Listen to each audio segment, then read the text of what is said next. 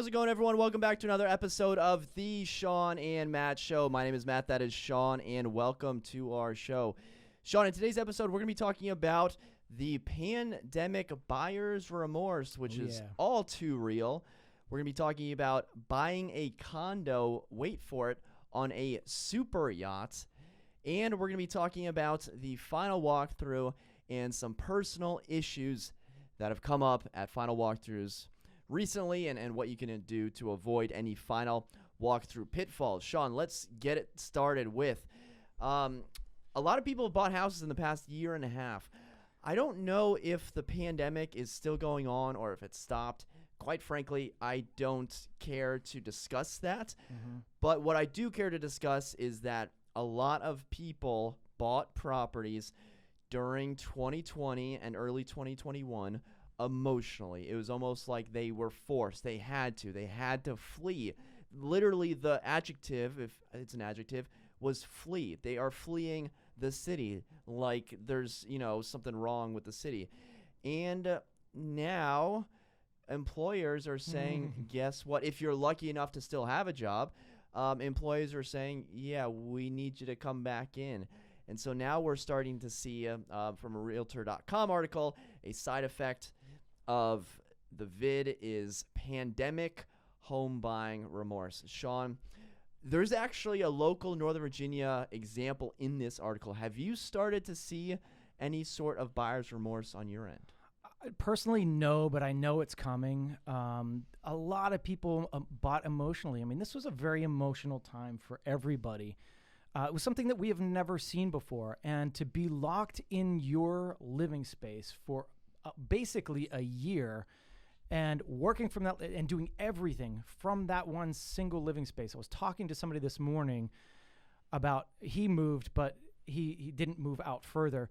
He just got a larger space. But he said, I was going from my bedroom to my living room and my kitchen and then back to my living room. And I was working in that space. I was watching TV late in that space. It was mind numbing, right? It was driving me crazy. So there are so many people that were in that situation. And could you imagine just going crazy and sitting in this space and be like, I have to get out of here. I'm tired of this. I'm done. And we didn't know when the whole pandemic was going to stop. And we thought life was changing forever. And it did for a lot of people. Now that is all changing. And so all those people that bought on this emotion and are still buying on that emotion, they're still doing it. They're buying out further. They're saying my life has changed. My idea of life has changed, which is good in some respects. But if you have to go back to work, you're going to be upset. And I think that, wow, all of the things that you thought you wanted are now going to change. Yeah, you still want them, but do you really want an hour and a half commute back to work? No, thank you. I've done it personally. I have driven the whole way across the state of New Jersey to get to work. It was awful. And I said, once I was done with that, I said, I will never do that again. And I never did. So think about that. One of the quotes, reading directly from the article, making the biggest financial decision of your life under duress is rarely the recipe for a good outcome, says Greg McBride, Chief Financial Analyst at Bankrate.com. The novelty of a new home will wear off, the mortgage payments will not. So when I'm thinking people moving out of the, to the suburbs, to the exurbs, they're buying this compound. If you're going to go out and do this, why not rent? Especially when you don't know what's happening. You know what remorse I have is not emotionally renting a condo in Florida in 2020. Yeah. That's the remorse that I have. Because how awesome would that be? Sure, maybe I'm not going to go out and just, buy a condo in Fort Lauderdale. I love Fort Lauderdale, but, that's more of a permanent decision. But certainly just putting my feet in the proverbial Atlantic Ocean, dipping my toes in the water and renting for a year, knowing that eventually things are going to start making their way back to normal and maybe I don't want to spend my entire life in Florida. Yeah, and I agree with you. And I think in one standpoint, it's so hard for people to not get wrapped up in the whole emotion of it, right? So you sell something and in one respect, you're thinking, oh my gosh, these prices are going up. They're going up. They're going up. Will I ever be able to afford something? So I've seen that and I've been in it myself. But I'll use my buddy Mike as an example. I sold his townhouse last year, and he said, you know what? I think this is the best time for me to sell. He got a really good price for it. His work went completely remote. He's still living in Miami right now, working his DC job in Miami. I'm going to see him in August. So there you go. I mean, you can actually, renting is a good option for a little bit. I have another client that we sold their property in Fairfax. They got priced out. And I told them, hey, just hold off a little bit. I think that the market's going to change. It can't go on like this forever. We're going to see more inventory. They ended up just signing a lease for a year or for like 8 months. And I said, all right, well, here's the plan, right? Rent, keep your kids in the school that you want them in the school. We'll get them through the year. Let's really get back on the horse. Let's get back and look late November, December, and January. That's going to be your best time to buy. There might not be a ton of inventory, but that's when you're going to see your biggest opportunities. In this area, that's kind of the norm. That's when we see the biggest price drops or not as much inventory, not as many buyers out there. So that's our plan. And I think a lot of people are thinking that same way. Mike's doing all right hanging out in Miami while he's working in D.C. Yeah, he sent me a video the other day of people, he's panning over the water and then partying behind him. And, he's living the life right now. He's single. He's doing fun stuff. Miami is not a bad place to be if you're single. Not at all. Could be worse. Yeah. There is a local story. One of the real estate agents is from Northern Virginia, and he says half of the buyers that he's working with in the past year moved to outer ring suburbs and exurbs, and expects to see more people regret their decision once the dust settles. I'm telling you, this condo market in Arlington is going to be hot pretty soon. It's all going to turn around. They're going to come back. And I mean, not to say things aren't selling. Matt is on fire right now. This guy is like money. But every condo, there's a lot sitting out there. There's probably about 170 condos along the orange line. Pre-pandemic, there were 4. So there's a lot of inventory. But I think the buyers are going to come back after they realize that, hey, life isn't completely changed for the rest of our lives. They're not going to like the commute. They're going to want the ease of getting to their job and the ease of everything that Arlington offers, right? So now's your time to buy that condo. Yeah, the further you move away from your job, the more risk that you're taking on, especially if that risk is purchasing a house. Okay, Right. Let's move on to the second topic, and this comes to us from Rob Report as well as a few other sources. And the article is entitled, "This Epic 728-foot super yacht will soon be the world's largest and house 39 luxury condos." So essentially, it is a yacht where in the yacht you have specific private condos known as a yacht liner, and it comes with a laundry list of pinch yourself amenities. Shawn, price tag of these condos start at $11 million. $11 million. $11 million. Even to build this condo, it's in the ballpark of $600 million. It hasn't been built yet. It's expected on the seas in 2024. So it's in the ballpark of $600 million. It's going to be carried out by Norwegian Yard Vard. It's a Norwegian yard, and the name is Vard, under the watchful eye of the ship's name is going to be called Somnio, Somnio. And if they're starting at $11 million, you do the rough math of 11 times 39, and you get to about $438 million, $450. So there's going to be some condos on here that are a little bit north of $11 million. Shawn, when we're thinking of yachts, yacht life, I mean, how do you begin to wrap your head around buying a condo on a super yacht? It's insanity. I think, I was thinking about this. The people that are buying these, they have so much money. They have a penthouse in New York. They've got their Beverly Hills mansion, whatever. Is this the most exclusive neighborhood in the United States? I think this might be. And they're only selling these by referral, and you have to be referred in. That's it, right? So, and they'll sell them out like that because let's think about 39 people in the United States. They need, there's hundreds of. I shouldn't even say the United States, just in the world, really, yeah, right? 39 people. 39 people is all you need that have, an abundance of cash, which there's tons more than that. So you're going to find plenty of people that just want hey, I can own this and I'm going to do it. They all have their own yachts already, but they want a condo yacht, right? So the great thing about this thing, one, is that they're going to be traveling nonstop. So like maybe not nonstop, but they're going to be going, this can travel anywhere in the world, right? They're even saying Antarctic, they can travel down there. So if you want to see the world, if you're one of those people that just loves to travel and you have so much money you don't know what to do with, of course you're going to buy one. I think a few downsides of it, I think these people are very exclusive people, right? Are you going to want to share a boat with other people, when you're that exclusive and that type of person, so you're going to have to find the people that are also socially want to be with other people in that realm, right? So is this kind of like just buying a condo in an exclusive condo building? Like, are you going to want to buy a condo in a building with other people? Hey, you got to live somewhere, this right? This is just a building flipped on its side in water. Yeah, you're right. I mean, and that's the cool thing about it. Now that they have their chefs on board that are constantly cooking you whatever you want. A lot 10,000 bottles of wine. Yeah, they have 10,000 bottles of wine in the wine cellar. There's multiple pools that I think like some of the condos have their own pools. They have their own outdoor decks. I mean, this thing is amazing.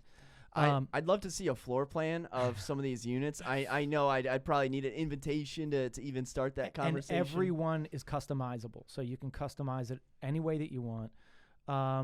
I wonder what the condo fees are going to be. Does it mention? I don't think it mentioned anything. I was looking. Think about. I love to dream, right? And I look at boats to see what these boats cost. So when I was in Ocean City this past week, we were watching. There's this spot where the boats pull up, and there's a nice bikini-clad girl that fills up their boats, right, with gas. And some of these boats are there for like 30 minutes fueling. And so I was like, all right, how much fuel does a 65-foot Viking boat hold? I mean, you're talking 1,200 gallons just for a 65-footer. How much fuel is this thing burning, and how much cost goes into that? I mean, it's humongous. Now, these multi-millionaires probably don't care at this point. They have enough money, but I want to see the price tag on that. Yeah, I know Ryan Serhant's new $169 million listing in New York City at 432 Park. Those HOA fees are basically $25,000 per month for $160 million. Did you see that? Like, what does that cover? Like, what are they getting for $25,000? I didn't see it. I don't know if all the amenities will add up to $25,000, but and I'm assuming like is everything paid for? All your meals, whatever, the whole time you're on this? I wonder. Maybe we'll get back to them on this and do a recap once these things start selling. But I'd love to see like what their monthly cost is and how they're budgeting for fuel and all this stuff. And I don't know. They also said, didn't they say that there's a private beach somewhere that they have? I think so. They're not saying much, and you start clicking around on the website, and you're gonna get locked out. So basically, if you're not traveling, protected. you're chilling at your private island beach somewhere. Which if you're launch details. Maybe we'll open this up while we're talking. But I'm gonna try to say this next sentence in the least pretentious way as possible. But when I was catamaraning in the British Virgin Islands 10 years ago, our little cat sailed by the Maltese Falcon, which is this. And if you're watching on YouTube, I'll put up the Maltese Falcon, which is an incredible vessel. And when we sailed, thank you, I'm not on a boat often. When we sailed by it, I just looked up and I was like, that's the largest ship I've ever seen. Now, obviously, it pales into comparison to like Carnival and, all the Royal Caribbean. But as for like a private yacht, the thing was massive. And I just looked it up and, it's, 289 feet. Wow. So when we compare that to this one is 728 feet. So, three times larger. Amazing. Now, it's going to be really cool to see. I think it's an awesome idea. When you sent me this article, I was like, wow, what a crazy, cool, fun idea. And to travel the world constantly. So what's also on board, this is cool, are advanced equipment to help scientists and marine experts conduct research into the ocean environment. That's very cool. So Because the picture, you were talking about burning fuel, and the picture has the rendering of them, coasting through Antarctica with, glaciers in the background. They keep burning fuel. They're going to keep burning some of these glaciers, but if they have scientists on board, maybe they can figure that out. Yeah, pretty neat. So the launch shares very little details. So if you start asking questions, if you have to ask, then you probably can't afford it. Yeah. Very interesting. I want to learn more. The launch just happened. Sales started last month, so more to come on that. Very cool. Now, snap back to reality. Let's talk final walkthroughs at $400,000 condos. Why don't we do that? Yeah. So we've had some experiences the last couple of weeks, Matt, Lindsay, with the final walkthroughs, and this has always been an issue on when you do the final walkthrough. If you find something wrong, what happens? So, a final walkthrough is basically going through the home prior to settlement, making sure that there's nothing different from when you did your home inspection or didn't do your home inspection till when you're purchasing it. And so a lot of people go through and they think, oh, well, the hardwood floors are scraped right here. Yeah, sorry, dude. That's probably the way they were. But if it's like, somebody bashing furniture into the wall, or maybe your refrigerator doesn't work, or there's a multitude of things that can go wrong in 30 days that you don't think about. And they've happened. So Matt recently just went through one of those experiences. Yeah, so to set the stage, right now in the condo, still don't have any AC. No AC. Finally got a portable AC unit. Works like a charm. It almost works too well because you turn it on and you point it at you, and then you're like chilly because it's so cold. But right now, no AC. So I meet the buyer for the final walkthrough. The buyer tells me that her car doesn't have any AC. I'm like, okay, well, hopefully, hopefully you your get that condo fixed. does. So we go up to the condo. The condo doesn't have any AC. The AC is not working, and we're switching on and off, this and that.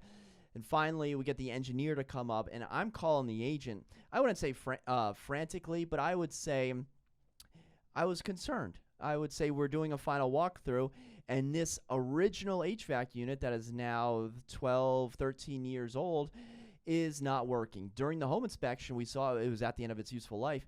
So that could mean it could die tomorrow. It could last another 10 years.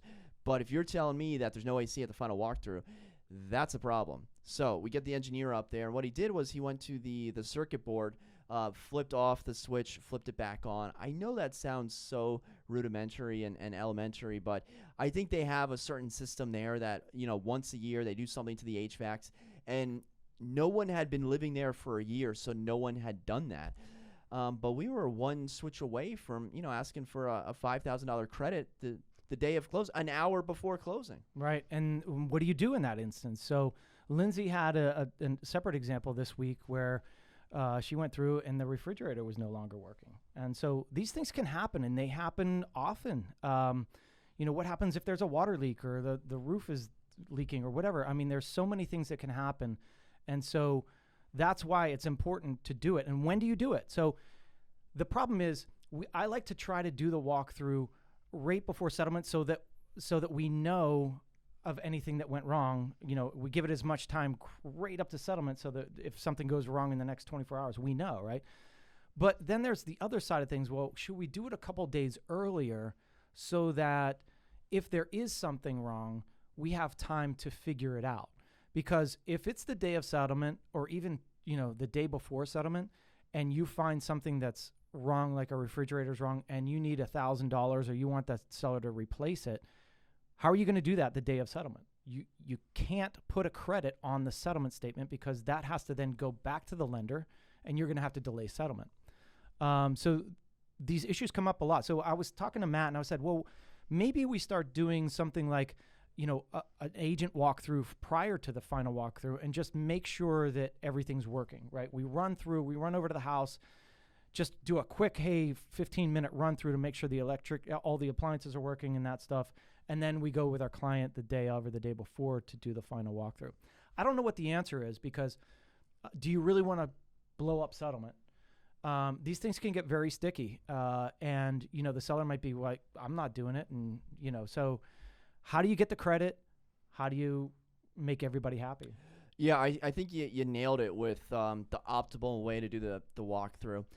3 days before, you, the agent, me, the agent, run through the property in 10 minutes, check everything, especially if repairs have been done, like things like a deck or a chimney sweep or, something significant where it's not just, hey, fix the garbage disposal. So definitely agent run through 3 days before, which, gives them enough time where if something does come up, they can hopefully fix it before settlement.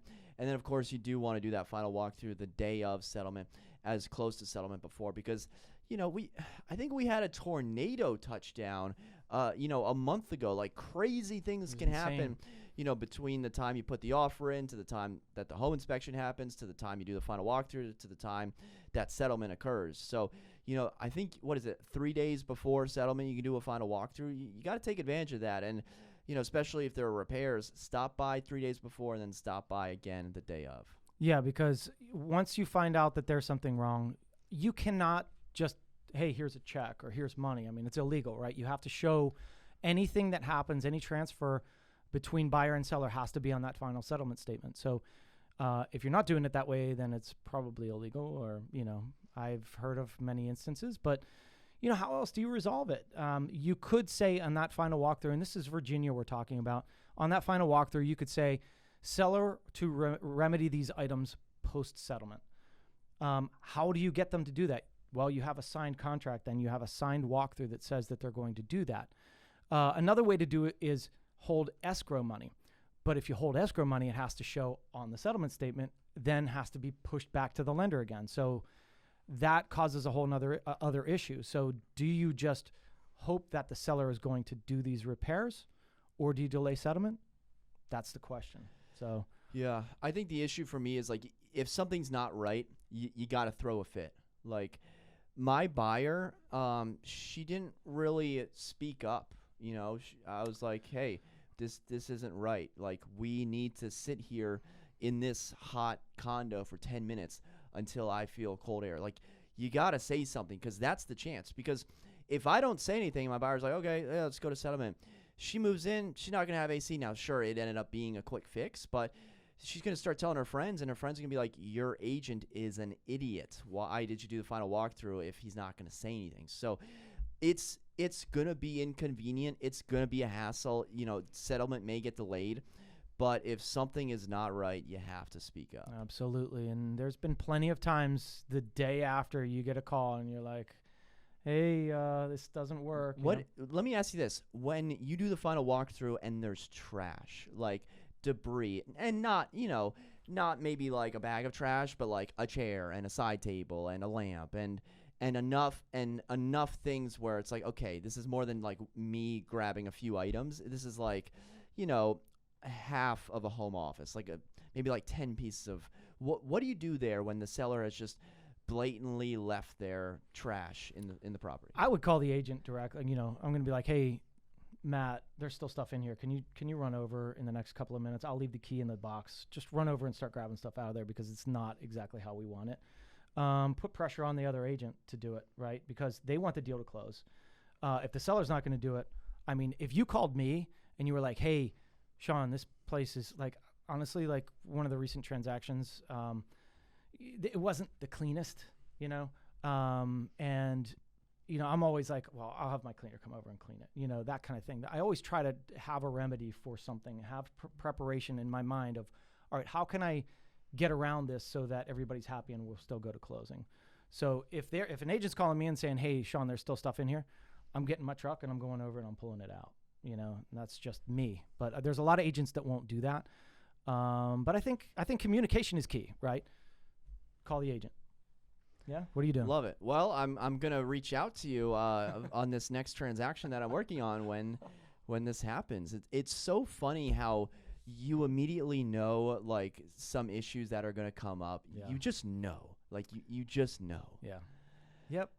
All right. Hey, we've been doing this a long time. We've been through a lot, and yeah, you can kind of tell, especially when it's like one of those people, we all have those clients that are just like so particular, right? And like, it's going to happen to that person, right? Yeah. But dude, I got to say, I've had the best clients recently. Like, I'm at a point where I've had incredible clients. I need to like knock on wood. Well, you know what? And thank you.